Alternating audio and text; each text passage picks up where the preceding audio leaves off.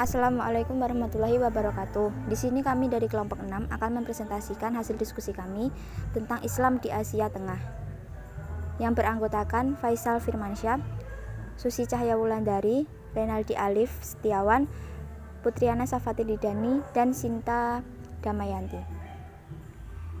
Yang pertama adalah demografi, dan sejarah awal di Asia Tengah. Tajikistan. Di sini adalah wilayah tersebut dikuasai oleh orang Arab pada abad ke-7. Islam telah menjadi bagian integral dan budaya Tajik.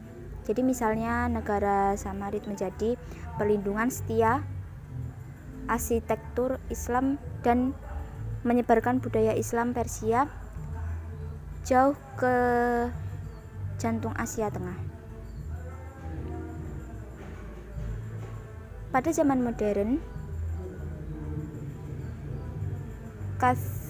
Kazakhstan selama era Soviet, upaya untuk mengsekulerkan masyarakat sekitar sebagian besar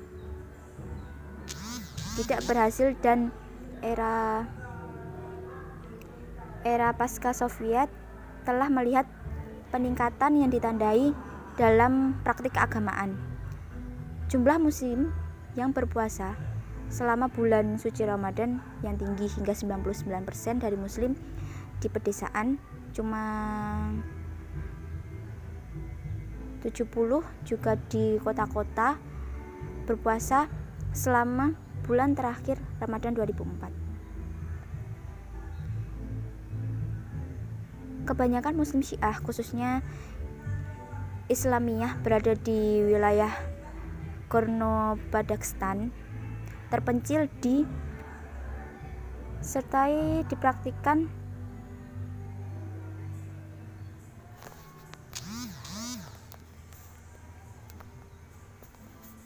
khususnya di wilayah Islaiyah, berada di wilayah Gorno-Badakhshan terpencil, serta kabupaten tertentu dari wilayah Patno Selatan dan di Busber. Di antara agama-agama lain, yaitu Imam Ortodoks Rusia, dipraktikkan hanya oleh Rusia yang tinggal di dalamnya. Meskipun komunitas Rusia menyusut secara signifikan di awal tahun 90-an. Yang selanjutnya adalah Kazakhstan. Jadi Islam dibawa kepada orang Kazakh pada abad ke-8 orang Arab sampai di Asia Tengah. Islam pertama kali menyebarkan di bagian-bagian selatan Turkestan dan kemudian berangsur-angsur disertakan ke bagian utara. Kegiatan dakwah mereka, khususnya di sekitar kawasan yang berdekatan dengan Tazan, si Raja Samanid juga membantu menyebarkan Islam. Angkatan Kencana menyebarkan Islam kepada orang-orang Kazakh dan kelompok teknik di Asia Tengah lainnya. Tahun 70-an, Rusia tersebar dengan pesat di kawasan ini dan diketuai oleh Kachterina oleh orang Rusia pada awalnya menunjukkan kesanggupan untuk membenarkan Islam berkembang maju. Orang Kazakh yang dilihat oleh orang Rusia sebagai manusia buas yang tidak tahu akhlak dan etika. Perkembangan Islam di Rusia sangatlah pesat, tetapi perkembangan Islam di sana sangatlah tidak stabil, seperti yang tergambar pada grafik tersebut ini. Di sini digambarkan bahwa perkembangan Islam dan masyarakat di sana sangatlah tidak stabil.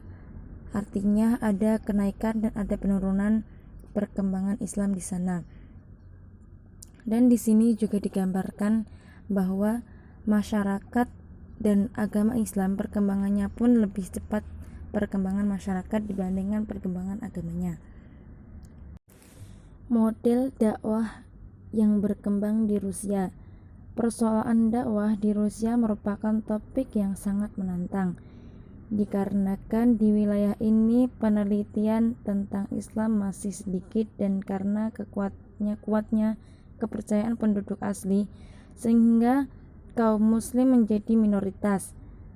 Kenyataannya, ini tidak menjadi umat muslim lebih terhadap desakan kuat pihak pemerintah kolonial, bahkan yang otorian sekalipun.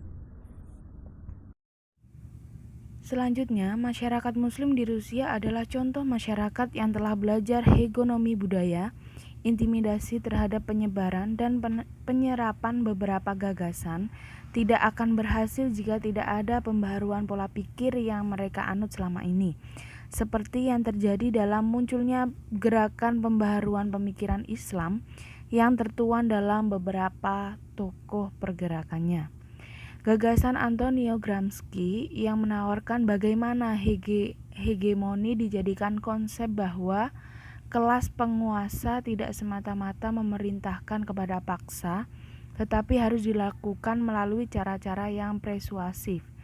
Dalam hal ini, kelas yang tersubordinasi dipaksa untuk belajar dan melihat dirinya melalui kacamata sang penguasa, yaitu dengan cara berterima kasih terhadap pendidikan yang diberikan dan dalam memandang kedudukan mereka dalam sistem. Untuk pengembangan ilmu dakwah dapat dilihat dalam fenomena di balik upaya penciptaan hegemoni pemerintah kolonial Rusia yang ternyata menampilkan resistensi yang cukup kuat dan masyarakat muslim Tatar Volga. Pada akhirnya proses ini justru memunculkan gagasan positif reformasi keagamaan yang secara sosial berguna bagi kemajuan masyarakat muslim Tatar Volga sendiri, khususnya dalam menyerap ide-ide baru yang dunia internasional. Masyarakat muslim di Rusia kebanyakan berdomisili di wilayah lembah Sungai Volga, yaitu sungai utama di Rusia yang salah satu hulunya mengalir dari dataran tinggi dekat kota Moskow menuju Laut Kaspia. Komunitas muslim Rusia ini menamakan dirinya sebagai bangsa Volga Tatar, yaitu sebuah entitas pribumi yang merupakan gabungan antara ras pendatang Mongol dan entitas asli suku-suku lokal di lembah Volga melalui perkawinan campur di antara mereka. Terdapat destinasi-destinasi Islam yang silih berganti menguasai peradaban, budaya, serta domisili politik yang cukup disegani negara-negara di sekitarnya.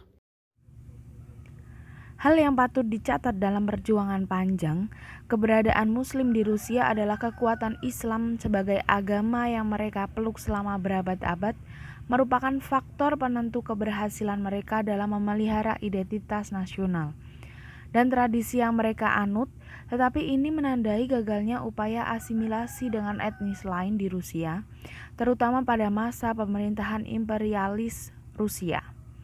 Seperti bangsa-bangsa Eropa yang lain, dalam menangani wilayah jajahannya, Rusia menganggap bahwa perluasan wilayah-wilayah kekuasaan Asia Tengah merupakan bagian dari misi pemberdayaan sipil. Secara khususnya, upaya ini dikenal sebagai upaya rusifikasi agama ke agama Kristen Ortodoks. Dua faktor inilah yang menandai gagalnya upaya rusifikasi terhadap Muslim Tatar Volga karena kelompok masyarakat ini tidak mau kehilangan bahasa induk dan agama Islam yang mereka anut selama berabad-abad. Kemudian isu-isu yang berkembang. Salah satu faktor yang terungkap adalah peran media, baik media sosial maupun media massa, yang secara masif mengorbankan perasaan perlawanan dan tuntutan perang dari publik dunia. Dina S. Sulaiman mengungkapkan sebuah fakta yang sangat bertolak belakang dengan apa yang dipahami masyarakat Indonesia pada umumnya tentang konflik-konflik di Timur Tengah, khususnya konflik Suriah yang berlangsung sejak 2011. Fakta menunjukkan bahwa kantor berita mainstream dan juga aktivis sosial media yang secara sadar telah menyebarkan hoaks dan dikonsumsi secara cepat dan masif oleh publik dunia untuk menggambarkan kekejaman rezim Bashar al-Assad. Upaya propaganda melalui media tersebut ingin menunjukkan bahwa publik internasional harus membantu rakyat Suriah dari kekejaman Bashar al-Assad yang dikenal berasal dari keluarga Syiah. Namun, apa yang sebenarnya terjadi dalam diskusi? Dina Sulaiman memutarkan video yang diunggah dari stasiun televisi Suriah bahwa hal yang diberitakan dan disebarkan sedemikian rupa tidak benar adanya. Sebagian besar rakyat Suriah mendukung pemerintahan Bashar al-Assad dan foto-foto yang disebarkan oleh media sosial bukan berasal dari perang Suriah.